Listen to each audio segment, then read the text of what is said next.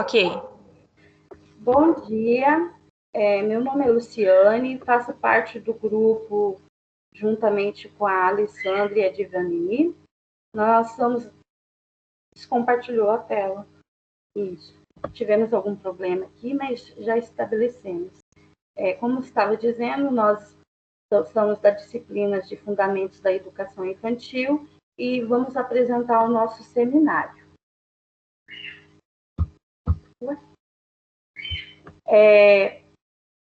Vou falar um pouco dos dados de identificação dessa escola, da escola.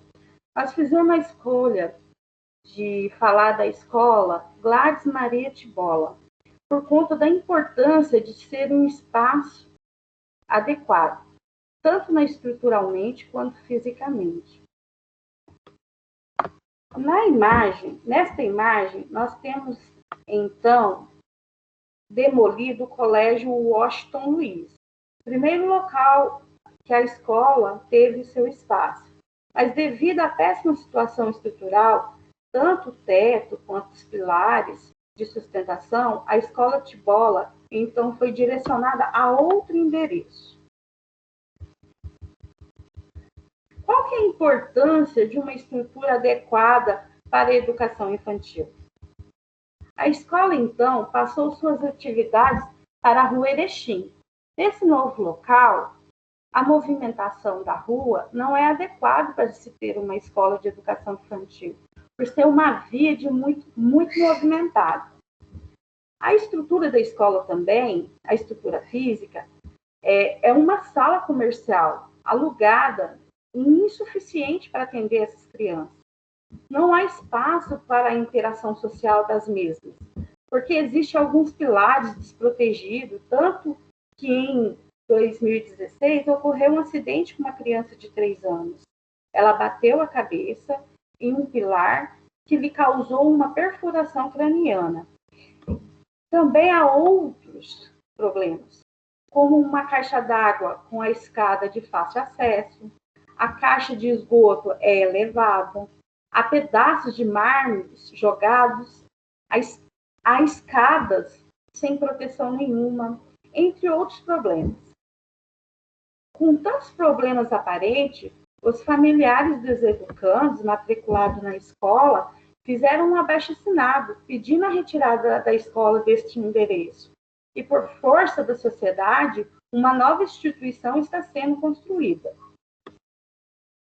No novo endereço, situado próximo à área militar e do restaurante popular, é na mesma rua do antigo colégio e do endereço do Colégio Washington Luiz. Mas esse espaço contém área verde, parquinho, quadra coberta, com todos os requisitos adequados para proporcionar às crianças um desenvolvimento em sua totalidade, pois compreendemos que um espaço adequado para o desenvolvimento infantil é de suma importância. Então, eu vou passar agora a palavra para a nossa colega Alessandra, que irá abordar os conteúdos de encaminhamento metodológico de artes.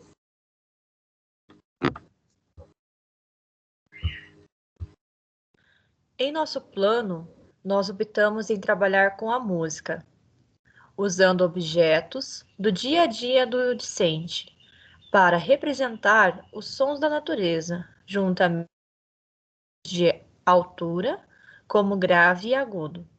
Também iremos abordar a dança e o movimento, primeiramente com a música de acolhimento, criada naquele momento, e posteriormente a música do Mundo da Bita, Chuva Chove, para introduzir o assunto sobre o poema que iremos trabalhar mais tarde.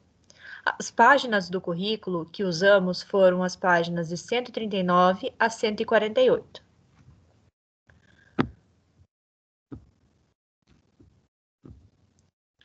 Agora, iremos falar um pouco sobre a organização curricular e a concepção de disciplina.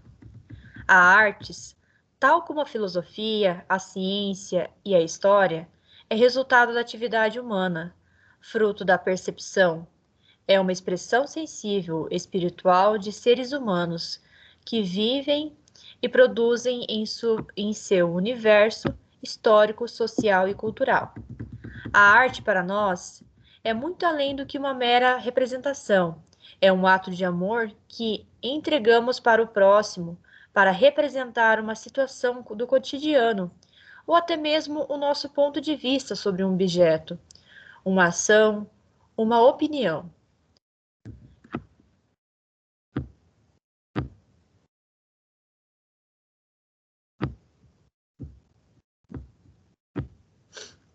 E por esse motivo, nós optamos por fazer um acolhimento afetivo e humanizado para recebermos nossos alunos. Dois pontos que nós compreendemos como mais importantes desse momento da aula foram o momento da música criada ali mesmo, e até porque no dia a dia precisamos sempre modificar o vocabulário, usando palavras novas e usuais no cotidiano da criança. Então, por esse motivo, nós sempre iremos criar novas músicas, fazendo novas rimas, usando novas palavras, para que a criança consiga ter contato com outros vocabulários, para que ela insira essas palavras no seu dia a dia. Então, a gente sempre preza o uso de instrumento nesse momento especial. E a atividade também foi pensada em ser realizada em frente ao espelho. E por conta do Covid e pelo tempo que as crianças estão longe da escola, elas não vão poder abraçar, beijar os professores, abraçar os colegas. Então, nós pensamos numa acolhida mais para que torne mais tranquila e depois desse longo tempo, né? Então a criança vai precisar se tranquilizar, vai precisar se sentir abraçada naquele momento. E foi por meio desse acolhimento simples e bem direcionado que pensamos esse momento. Logo em seguida, nós iremos iniciar uma atividade, né, sobre os sons da natureza. Como tudo deve ser planejado, no início da aula, depois da recepção, higienização, organização dos materiais, diálogo com a turma sobre o dia anterior, a chamada, a ida para o pátio verificar qual seria o clima e os sons que os discentes estariam escutando, e ao retornar para a sala, iríamos perguntar para eles, né, quais foram os sons que eles escutaram.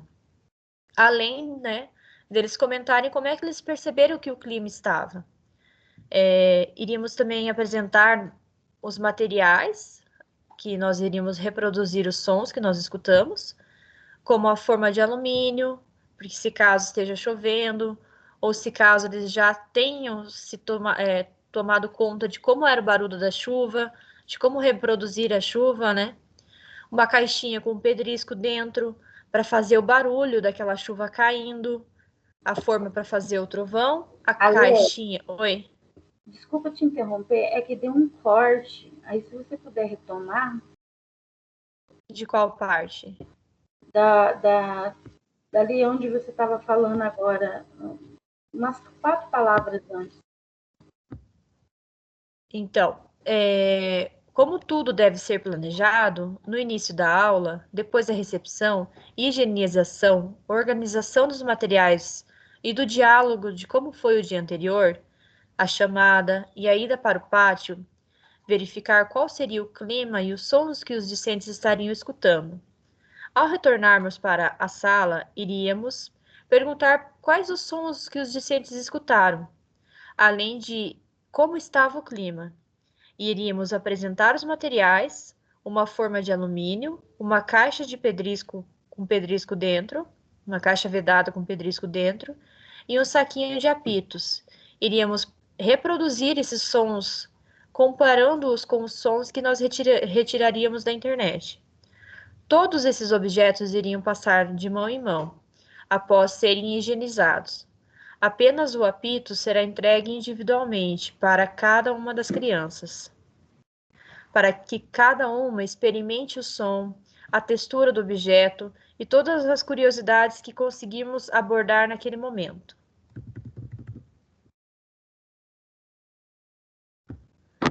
agora nós vamos falar então sobre os teóricos, né? Sobre o acolhimento e a humanização. Os teóricos que a gente vem trabalhando aí ao longo desses 4 anos e que a gente pode citar nesse momento aqui. A humanização e acolhida, ela é a chave para uma educação eficaz e duradoura, capaz de transformar os indivíduos e torná-los, consequentemente, cidadãos, preparados para conviver com as adversidades do mundo. Sem contar que uma educação que não consegue promover a construção do conhecimento por meio do afeto, do respeito às dificuldades e aos sentimentos, que surtirá efeito no aluno, né? Do que uma educação à base do autoritarismo e do castigo, não tornando essa criança um cidadão coerente. Para Vygotsky, as razões que impulsionam os pensamentos encontram suas origens nas emoções que os constroem. Evidenciam-se, portanto, a mútua relação entre os afetos, entre as esferas afetivo-cognitivo, influenciando-se no processo evolutivo do conhecimento. Agora, sobre a questão dos recursos, né, que nós usamos, os recursos didáticos, eles não devem ser utilizados de qualquer jeito. Devem haver um planejamento por parte do professor, que deverá saber como utilizá-lo para alcançar o objetivo proposto por sua disciplina. É um cuidado muito importante a ser tomado, porque o uso pelo uso é um dos erros que a gente mais frequentemente percebe na sala de aula. Agora eu vou passar a palavra para a Divani, que irá falar sobre os conteúdos e encaminhamentos metodológicos da língua portuguesa. Bom dia. Então, aqui nós vamos trabalhar no nosso plano com a língua portuguesa, nos conteúdos e encaminhamentos metodológicos. Na oralidade, nós vamos falar sobre a clareza e objetividade, coerência, articulação adequada das palavras, adequação e ampliação dos usos e contextos, sequência na exposição de ideias e concordância verbal e nominal. A leitura, nós trabalhamos a função social da leitura, aspectos verbais e não verbais, relações de interlocução. Na escrita, a função social e cognitiva, ideias de representação, caracterização e categorização do sistema gráfico, símbolos alfabéticos e relação grafema, fonema, sonorização. Nós usamos as páginas do currículo, do 207 a 222. Agora, nós falaremos sobre a concepção, né, da organização curricular e concepção da disciplina, que Bakhtin fala, aborda a linguagem em consonância com a materialidade da vida social, desse modo, não a separa dos sujeitos reais e concretos. Aos falantes não cabe o papel de meros usuários de leis e códigos de uma língua determinada. Tal concepção de mundo e que permeia a linguagem compreende o mundo como um ser que constitui na e pela interação, ou seja, inserido na complexa rede de relações sociais e dialógicas. Portanto, a linguagem ela é entendida como um instrumento por meio do qual o homem se expressa e interage com o outro, compreende o mundo e constitui-se como sujeito, adquire e produz conhecimentos. Nesse enfoque, a linguagem deve ser trabalhada no contexto escolar por intermédio dos gêneros discursivos, observando-se as especificidades no que tange à oralidade, a leitura, a escrita, produção textual, bem como a análise linguística, que ocorrerá de modo articulado ao eixo da disciplina. Aqui nós vamos falar sobre alguns pontos relevantes, né, do nosso plano na língua portuguesa. Nós vamos conversar com as crianças, né, com os educandos, vamos passar primeiramente para eles, né, sobre a poesia que nós escolhemos trabalhar, que é a Nuvem de Algodão Doce. Primeiramente, nós vamos explicar para eles a história dessa autora, né? Falar sobre o nome dela, como que ela compôs essa poesia, a dedicação que ela fez, né? Que foi para a filha, né? Então, o nome da autora, né? É a Cláudia Ferreira de Souza. Essa poesia ela fez em dedicação à sua filha Nath Vitória. Isso foi no ano de 2007. E a autora, ela foi convidada no ano de 2008 para participar de um livro didático na educação infantil nas escolas estatais. Então, a gente vai passar para as crianças também como que ela foi ali, ela teve a inspiração para compor essa poesia. E a inspiração dela foi recordando na sua infância que ela olhava para o céu e ali ela, na sua imaginação, ela criava bichinhos como carneirinhos, cachorrinhos, pássaros e entre outros, né? Então, essa foi a forma que ela relembrou na sua infância para poder compor essa poesia. Então, nós vamos trabalhar, né, a poesia, né, e como ela traz a brincadeira por meio do lúdico, vai ser recitada essa poesia, e a professora ela vai usar um avental com os palitoches, com os desenhos dos personagens, né, que está inserido nessa poesia. Ela vai estar instigando os hábitos da leitura, provocando a imaginação e a criatividade. Vai também colocar o educando em contato com o texto e as letrinhas, né? Vamos possibilitar, então, um desenvolvimento na linguagem, a oralidade e a comunicação, e, em seguida, vamos levar os educandos ao pátio, pedir para que eles olhem para o céu e ali eles observem as nuvens, né? E através de cartolina e lápis, eles vão reproduzir o que eles observaram, né? Através dos desenhos, eles vão descrever usando a sua imaginação. Se eles viram bichinhos, ou o que eles observaram nas nuvens, né? Eles vão fazer esse trabalho.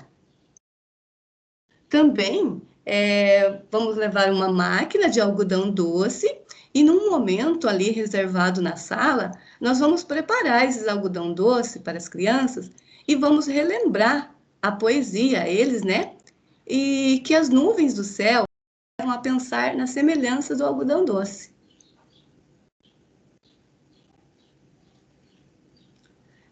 Também vamos falar também um pouquinho sobre a função da poesia, né? A forma que é trabalhada no desenvolvimento da aprendizagem. Então, a aprendizagem da interpretação da poesia compreende o desenvolvimento em coordenar conhecimento dos vários sentidos que um texto poético proporciona. Uma forma para melhorar a aprendizagem é a aproximação constante da poesia, como também a utilização do conhecimento prévio. O conhecimento prévio engloba o conhecimento linguístico, que abrange desde o conhecimento sobre pronunciar o português, passando pelo conhecimento do vocabulário e regras da língua, chegando até o conhecimento sobre o uso da língua, o conhecimento do texto, que se refere às noções e conceitos sobre o texto, e, por último, o conhecimento do mundo, que adquirindo informalmente através das experiências do convívio numa sociedade. Os textos teóricos aqui. Nós trabalhamos também com Vygotsky, né? Ele fala que relaciona o desenvolvimento da brincadeira com esferas de motivos e necessidades. Ele destaca que as fontes da brincadeira devem ser buscadas nas novas necessidades e nos novos motivos que surgem na idade pré-escolar. A brincadeira está intimamente ligada à esfera emocional, ao surgimento de desejos evidentes e constantes. As ações da criança tornam-se conscientes e voluntárias quando são mediadas pela ideia de como é preciso agir. Essa imagem do comportamento pode ser dada não apenas sobre a forma de uma regra generalizada, mas também sobre a forma do papel na brincadeira ou pela imagem da ação da pessoa. Agora aqui eu vou passar a palavra para a nossa colega Luciane, que ela vai estar abordando os conteúdos e encaminhamentos metodológicos da matemática. A matemática e as suas operações é estabelecer relação entre quantidades das quantidades. A ideia de juntar as quantidades para formar uma quantidade maior, que é a adição. E B, a ideia de separar a quantidade de uma quantidade maior, que é a subtração. Esse encaminhamento das páginas referente ao currículo do 223 ao 235.